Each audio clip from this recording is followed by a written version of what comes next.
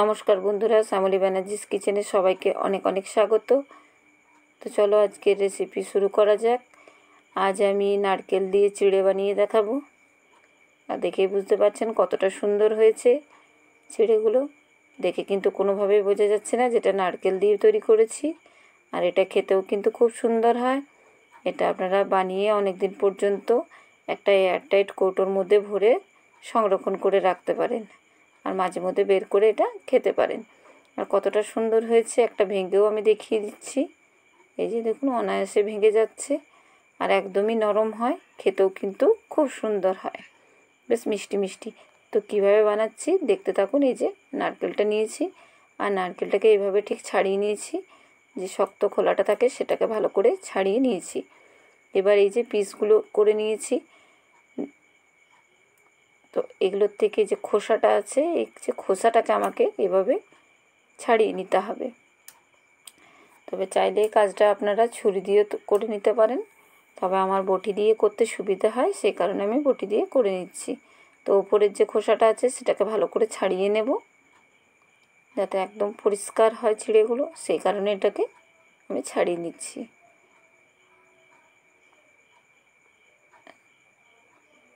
তো এটাকে ভালো করে ছাড়িয়ে নিলাম। এবার খুব পাতলা করে কিন্তু এটাকে কাটতে হবে আমাকে, একদমই পাতলা হবে। তো এবার এটাকে আমি দুটো টুকরো করে নেব।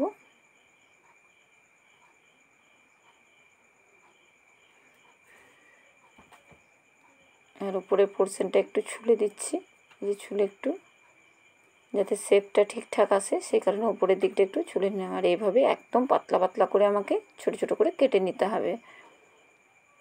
তো এই যে আরও একটা পিস নিয়েছি আমি। এই কাজটা খুব ধীরে ধীরে করতে হবে, হড়বড় করে করলে হবে না, একটু সময় নিয়ে কাজটা করতে হবে।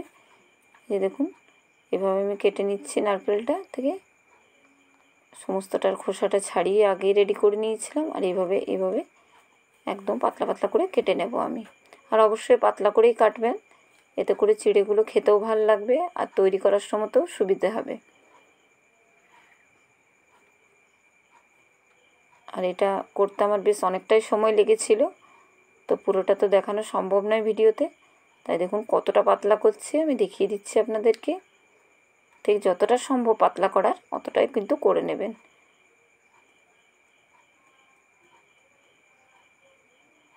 তো এইভাবে আমি সমস্ত নারকেলটা ছাড়িয়ে নিচ্ছি। এই যে আরও বেশ কিছুটা আছে, সেটাকেও করে নিয়ে আমি দেখাচ্ছি আপনাদেরকে। তো এই যে করে নিয়েছি, এবার এটাকে ভালো করে জল দিয়ে একবার ধুয়ে নেব। 1 থেকে 2 বার আপনারা ভালো করে জল দিয়ে ধুয়ে নেবেন, আর এইভাবে একটা ফুটো করা ঝুড়িগুলোর মধ্যে দিয়ে দেবেন। তো এই পাত্রের মধ্যে দিলে যে এক্সট্রা জলটা থাকবে সেটাও কিন্তু ঝরে যাবে। আর এভাবে একটু মেলে দিলাম, যাতে এক্সট্রা জলটা আছে শুকিয়ে যায়। কড়াই ভালো করে গরম করে নিয়েছি, আর কড়াইয়ের মধ্যে আমি বাটি মেপে নারকেলটা দিয়ে দিলাম। তো অবশ্যই একটা বাটি মেপে দেবেন, তাতে কিন্তু চিনিটা দিতে সুবিধে হবে।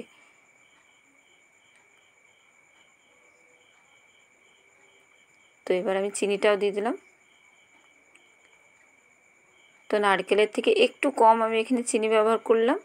তো আপনারা চাইলে যতটা নারকেল ততটা চিনি দিয়ে কিন্তু এটা করে নিতে পারেন। দিয়ে এবার আমি গ্যাসের ফ্লেমটা একদম কম করে রাখবো, দিয়ে নাড়তে থাকবো অনবরত। এটা কিন্তু অনবরত নাড়তে হবে। এখন বেশ কিছুক্ষণ নেড়ে আমি একটু ঢাকা চাপা দিয়েও রেখে দেবো। তো যদি আপনাদের মনে হয় যে নারকেলটা শুকনো শুকনো লাগছে, সেক্ষেত্রে কিন্তু আপনারা এখানে 2 চামচের মতো জল ব্যবহার করতে পারেন। তবে যেহেতু আমার নারকেলটা একদম ফ্রেশ, সেই কারণে আমি কোনো রকম জল আর ব্যবহার করলাম না এখানে। তো এইভাবে দিয়ে একটু ঢাকা চাপা দিয়ে দিলে বা বেশ কিছুক্ষণ রান্না করে নিলে একদম চিনিটা গলে জল বেরিয়ে আসবে।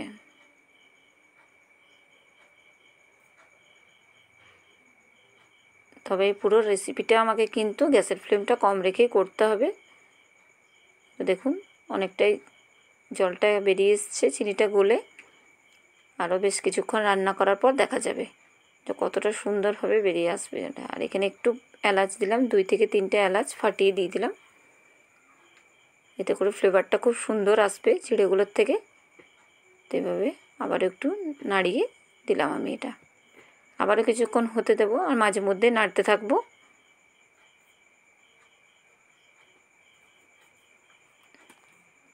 তো দেখুন কতটা জল বেরিয়ে গেছে বন্ধুরা, দেখেই বুঝতে পারছেন। এটা বেশ কিছুক্ষণ 4 থেকে 5 মিনিট পর এই অবস্থা হয়েছে। এবার এটাকে কিন্তু নাড়তে হবে অনবরত, এটাকে আর রাখা যাবে না। আর বেশ কিছুক্ষণ নাড়তে নাড়তে একদম ঝরঝরে হয়ে আসবে, একটার সঙ্গে একটা লেগে থাকবে না, একদম ঝরঝরে হয়ে আলাদা হয়ে যাবে সমস্তটা। তো এইভাবে এবার অনবরত আমি নাড়তে থাকবো।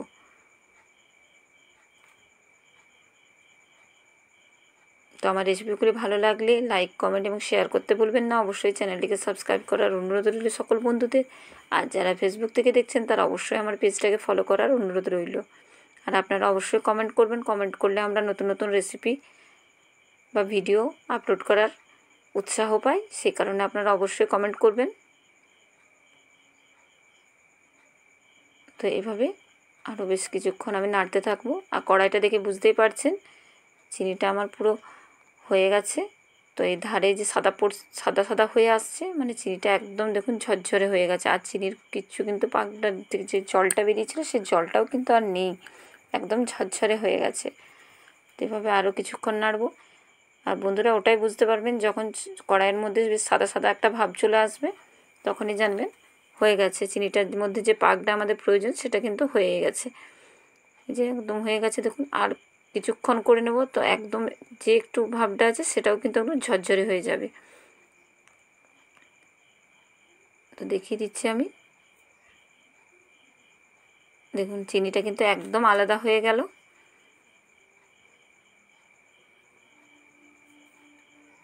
আর কতটা সুন্দর হয়েছে দেখুন, দেখেই বোঝা যাচ্ছে।